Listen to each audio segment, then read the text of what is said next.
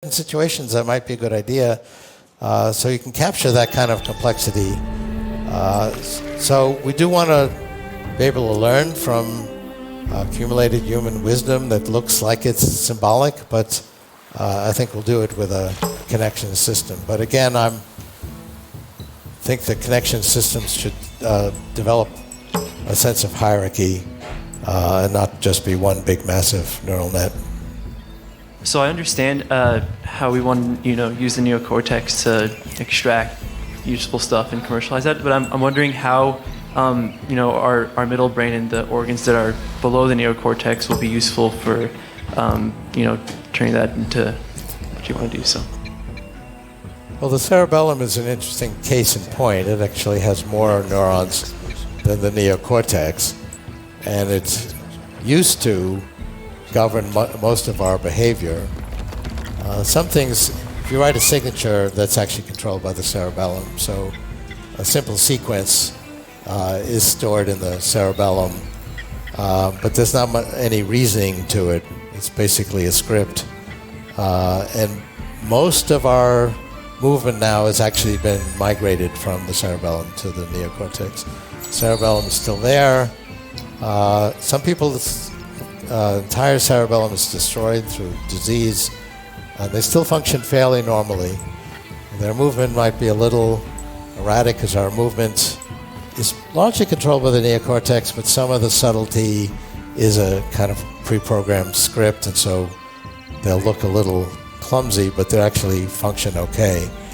A lot of other areas of the brain control autonomic functions like breathing, and but our thinking really is controlled by the neocortex. In terms of mastering intelligence, I think the neocortex is the brain region we want to study.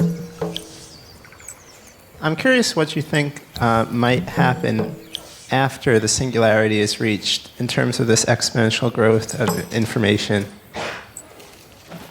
Yeah, do you think it will continue, or will there be a whole paradigm shift? What do you predict?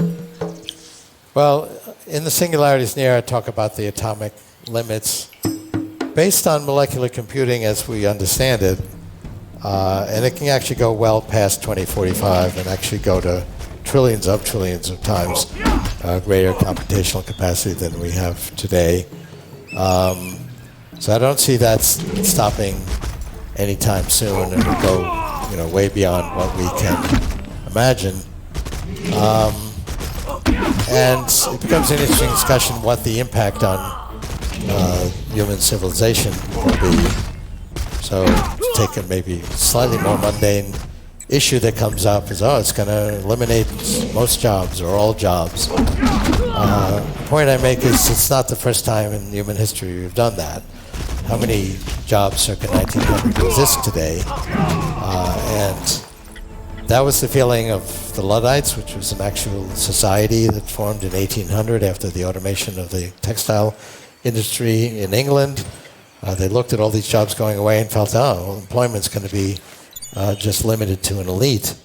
Indeed, those jobs did go away, but new jobs were created. So if I were a prescient futurist in 1900, I would say, well, 38% of you work on farms and 25% work in factories. That's 2/3 of the working force. But I predict by 2015, 115 years from now, it's going to be 2% on farms and 9% in factories. And everybody would go, oh my God, we're going to be out of work. And I said, well, don't worry. For all these jobs we eliminate through automation, we're going to invent new jobs. And people say, oh, really? What new jobs? And I'd say, well, I don't know. We haven't invented them yet. That's the political problem. We can see jobs very clearly going away fairly soon, like driving a car or a truck. And the new jobs haven't been invented. I mean, just look at the last 5 or 6 years. A lot of the increase in employment has been through mobile app-related types of ways of making money that just weren't contemplated even 6 years ago. If I were really prescient, I would say, well, you're going to get jobs creating mobile apps and websites and doing data analytics and self-driving cars. Cars? What's a car? And nobody would have any idea what I'm talking about. Now, the new job, some people say, yeah, we created new jobs, but it's not as many. Actually, we've gone from 24 million jobs in 1900 to 142 million jobs today, from 30% of the population to 45% of the population. The new jobs pay 11 times as much in constant dollars, and they're more interesting. And as I talk to people starting out their career now, they really want a career that gives them some life definition and purpose and gratification. We're moving up Maslow's hierarchy. 100 years ago, you were happy if you had a backbreaking job that put food on your family's table. And we couldn't do these new jobs without enhancing our intelligence. So we've been doing that, for most of the last 100 years through education. We've expanded K through 12 in constant dollars tenfold. We've gone from 38,000 college students in 1870 to 15 million today. More recently, we have brain extenders. They're not yet connected directly in our brain, but they're very close at hand. When I was here at MIT, I had to take my bicycle across campus to get to the computer and show an ID to get in the building. Now we carry them, in our pockets and on our belts. They're going to go inside our bodies and brains. I think that's not a really important distinction. So we're basically going to be continuing to enhance our capability through merging with AI. And that's the, I think, ultimate answer to the kind of dystopian view we see in futurist movies, where it's the AI versus a brave band of humans for control of humanity. We don't have 1 or 2 AIs in the world today. We have several billion, 3 billion smartphones at last count. It'll be 6 billion in just a couple of years, according to the projections. So we're already deeply integrated with this.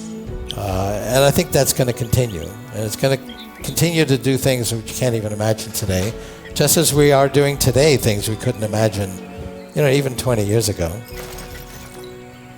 You showed many graphs that go through exponential growth, but I haven't seen one that isn't. So I would be very interested in hearing...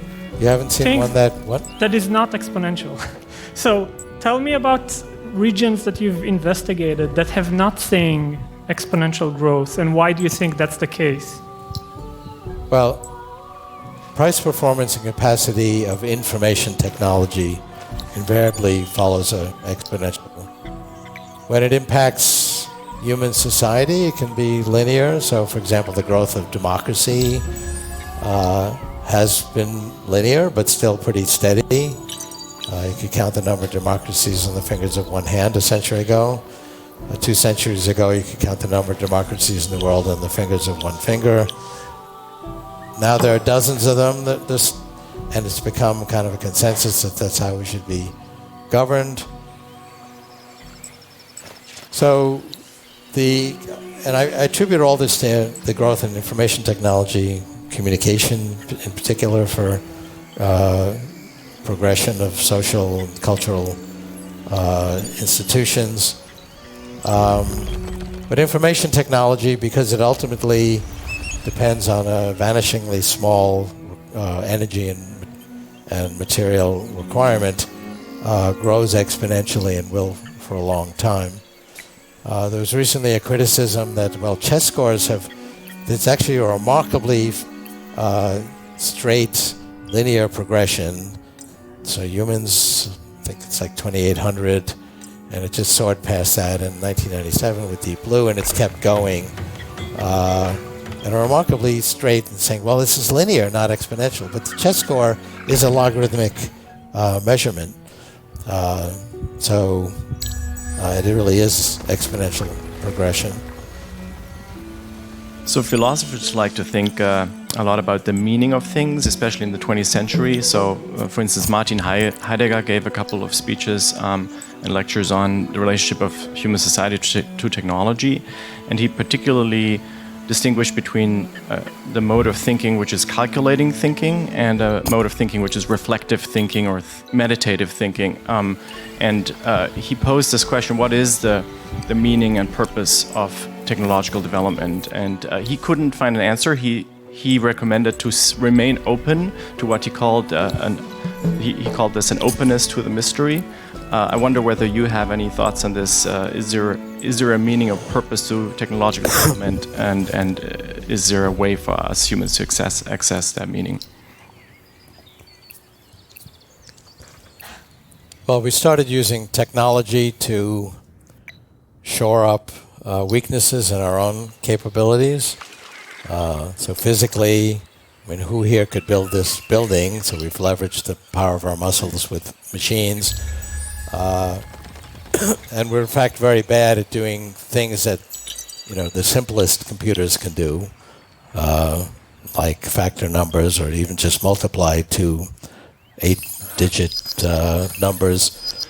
Computers can do that trivially. We can't do it, so we originally started using computers to make up for that weakness. I think the essence of what I've been writing about is to master the unique strengths of humanity, creating loving expressions in poetry and music and the kinds of things we associate with the better qualities of humanity with machines. That's the true promise of AI. We're not there yet, but we're making pretty stunning progress. Just in the last year, there's so many milestones that are really significant, including in language. But I think of technology as an expression of humanity. It's part of who we are. And the human species is already a biological, technological civilization. And it's part of who we are. And AI is part of humans. So AI is human, and it's part of the technological expression of humanity. And we use technology we can access all of human knowledge with a few keystrokes. And we're going to make ourselves literally smarter by merging with AI. Hi. First of all, honor to hear you speak here. So I first read The Singularity as near 9 years ago or so, and it changed the way I thought entirely, but something I think it caused me to over steeply discount was tail risk in geopolitics, in systems that span the entire globe. And my concern is that there is obviously the possibility of tail risk, existential level events swamping all of these trends that are otherwise war-proof, climate-proof, you name it. So my question for you is, what steps do you think we can take in designing engineered systems, in designing social and economic institutions to kind of minimize our exposure to these tail risks and survive to make it to a beautiful, mind-filled future? Yeah, well, the world was first introduced to a human-made existential risk when I was in elementary school. We would have these civil defense drills, get under our desk and put our hands behind our head to protect us from a thermonuclear war. And it worked. We made it through. But that was really the first introduction to an existential risk. And those weapons are still there, by the way, and they're still on a hair trigger, and they don't get that much attention. There's been a lot of discussion, much of which I've been in the forefront of initiating, on the existential risks of what's sometimes referred to as GNR. G for genetics, which is biotechnology, N for nanotechnology, gray goo, robotics, which is AI. And I've been accused of being an optimist. And I think you have to be an optimist to be an entrepreneur. If you knew all the problems you were going to encounter, you'd never start any project. But I've written a lot about the downsides. I remain optimistic. There are specific paradigms, they're not foolproof, that we can follow to keep these technologies safe. So, for example, over 40 years ago, some visionaries recognized the revolutionary potential, both for promise and peril, of biotechnology. Neither the promise nor peril was feasible 40 years ago.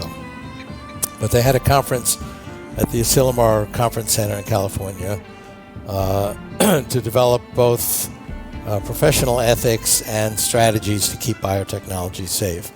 And they've been known as the Asilomar Guidelines. They've been refined through successive Asilomar conferences. Much of that's baked into law. And in my opinion, it's worked quite well. We're now, as I mentioned, getting profound benefit. It's a trickle today. It'll be a flood over the next decade.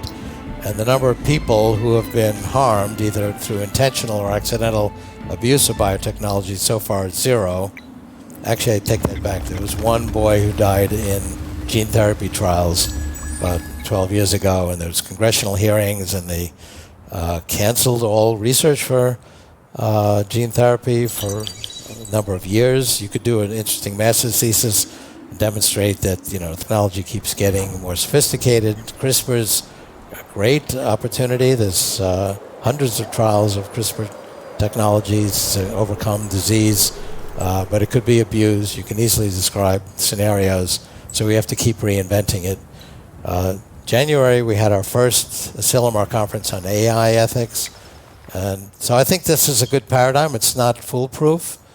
I think the best way we can assure a democratic future that includes our ideas of liberty is to practice that in the world today, because the future world of the singularity, which is a merger of biological and non-biological intelligence, is not going to come from Mars. I mean, it's going to emerge from our society today. So if we practice these ideals today, it's going to have a higher chance of us practicing them as we get more enhanced with technology. If that doesn't sound like a foolproof solution, it isn't, but I think that's the best approach. In terms of technological solutions, I mean, AI is the most daunting. You can imagine there are technical solutions to biotechnology and nanotechnology. There's really no subroutine you can put in your AI software that will assure that it remains safe. Intelligence is inherently not controllable.